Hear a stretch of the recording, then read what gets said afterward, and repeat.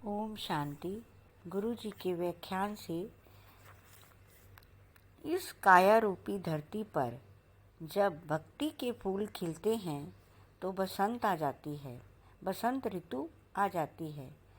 जिस तरह बाहर ऋतुएं आती हैं, हर ऋतु दूसरी ऋतु को निमंत्रण देती है, वैसे ही हमारे जीवन काल में इस काया में ऋतुएं आती हैं।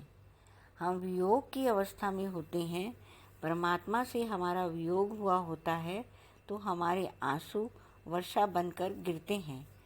जब दुख में होते हैं तो हम ठिठुर रहे होते हैं। उस समय हम शिशिर ठंड की ऋतु में होते हैं। जब ठंडी आती है तो हम धूप की मांग करते हैं। जब गर्मियाँ होती है तो हम वर्षा की मांग करते हैं। ये तो बाहर की ऋतुएं हैं। इस तरह भीतर भी ऋतुएं चलती हैं। हम हमारे अंदर भक्ति के फूल खिलते हैं जो हमने परमात्मा को अर्पित करने हैं, तो हमारे अंदर वसंत ऋतु आ जाती है। हमारे अंदर जब भक्ति के फूल खिलते हैं जो हमने परमात्मा को अर्पित करने हैं, तो हमारे अंदर वसंत ऋतु आ जाती है। जब हमें गुरु बीज देता है, पर हम उसे संभाल कर भी रखना है। सत्य संगति के नीर से इसे सींचना है। वह संगत जो हमें सदा सत्य की ओर ले जाए, जरा असत की ओर जाने लगे तभी सत्य की ओर मोड़ दे।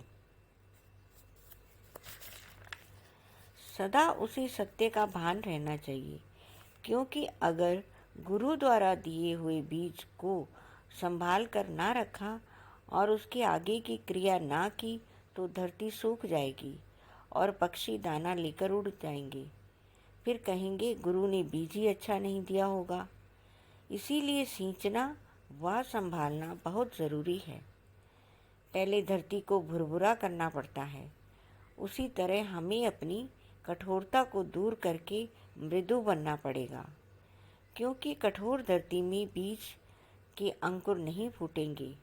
जितनी धरती भुरभुरी होगी उतनी जल्दी अंकुर फूटेंगे। संसार में असत्य भी है, सत्य भी है, लेकिन हमें सत्य ग्रहण करना है, असत्य को वहीं रहने देना है। जैसे चींटी रेते में मिली शक्कर सारी उठा लेती है, उसी तरह पक्षी अपनी चोंच से दाना मिट्टी से चुग लेते हैं। उसी तरह हमें भी अपने ज्ञान रूपी चोंच से सत्य को संसार से चुनना है और असत्य छोड़ देना है, क्योंकि सत्य ही हमारे भीतर है। उसी का पाना सबसे बड़ा धर्म है। ओम शांति। गुरु जी को प्रणाम।